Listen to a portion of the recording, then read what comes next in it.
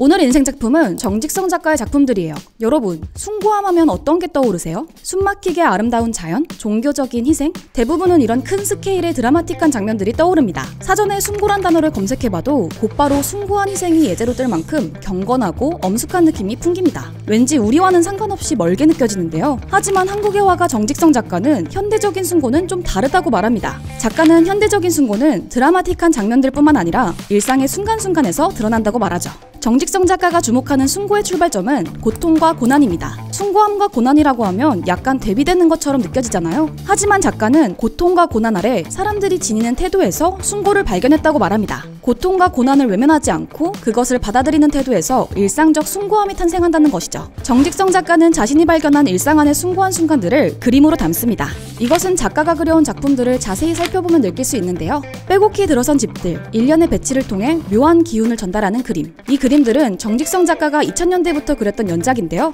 이 그림은 작가가 실제로 망원, 신림 등의 연립주택으로부터 영감을 얻은 그림입니다. 개발과 재개발 속에 빽빽하게 자리한 연립주택. 작가는 그림을 그리던 당시 순탄하지 않던 삶과 함께 이사를 자주 하게 되었는데요. 하지만 그러한 장면 속에서 좌절하는 것이 아니라 빽빽히 이어진 주택과 골목길이 주는 일종의 활력을 발견했다고 말합니다. 각자의 고통과 고난이 담겨있지만 함께하며 살아가는 모습. 작가는 이 모습에서 숭고함을 발견하고 자신의 화풍에 담았죠.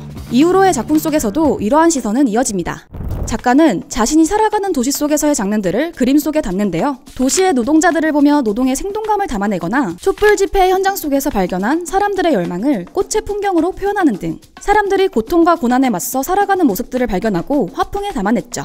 최근 작업하는 정물 스틸라이프 시리즈에서도 이러한 작가의 시선은 이어집니다. 정직성 작가는 도시를 벗어나 시골 동네로 자리를 옮겨 작업을 하고 있는데요. 그러면서 많은 자연물들을 접하게 됐다고 합니다. 그리고 세월과 계절, 풍파를 버텨내는 자연을 보며 품격을 잃지 않는 자연을 발견했다고 말하죠. 그리고 이 모습을 화풍에 담아냅니다. 있는 그대로의 자연을 그리는 것이 아니라 다양한 모습을 접목시켜서 말이죠. 바람의 모습 속에 용의 기세를 담는다거나 마치 춤추는 모습으로 나무를 그린다거나 작가가 포착한 자연의 숭고함은 작가의 기법을 통해 새로운 모습으로 재탄생하죠. 작가의 이번 연작 제목에도 숨은 뜻이 있습니다.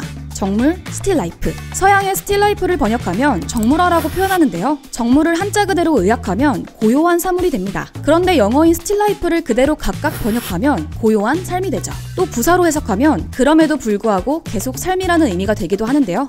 고요한 사물의 그림이 삶의 그림이 되고 또 계속해서 이어져 나가는 삶에 대한 태도를 담는다는 데서 여러 가지 의미로 해석할 수 있죠. 이번 연작에선 특히나 사물의 그림임에도 역동성과 기운이 느껴지는 것이 특징인데요. 정직성 작가는 서양에선 보통 정물을 정지된 사물이라 표현하지만 동양적 세계관에선 하나의 유기체, 에너지체로 여긴다는 것에 주목합니다. 산수와 난같이 정지된 풍경도 살아있는 듯 나타내는 것이 동양적인 특징인데요. 작가는 여러 기법을 통해 정물이지만 단순히 정지해 있지 않은 생명력 있는 존재로 그리고자 도전했죠. 덕분에 탄생한 정직성 작가의 그림은 아주 독특한 인상을 풍깁니다. 정직성 작가는 이렇듯 삶을 살아가는 개인의 시선으로 작품의 소재를 발견합니다. 하지만 그의 작품에 담긴 소재와 주제들은 많은 사람들이 공감할 수 있는 이야기를 담는데요. 작가는 그림을 통해 당신만의 고통이 아니다 라고 메시지를 전하고자 합니다. 그럼으로써 관객이 하나의 위로를 받을 수 있도록 돕죠. 작가는 그림을 통해 고통 속에서 삶을 살아내는 모두가 숭고함을 가졌다는 것을 드러내고자 합니다. 작가는 작품을 그릴 때도 일부러 제한 장치를 두기도 합니다. 작품을 쉽게 그릴 수 있는 방식을 피하고 오히려 어려운 방식을 택하는데요. 고난을 마주하는 태도를 통해 드러나는 숭고함을 작업 기법에도 녹여내는 것이죠.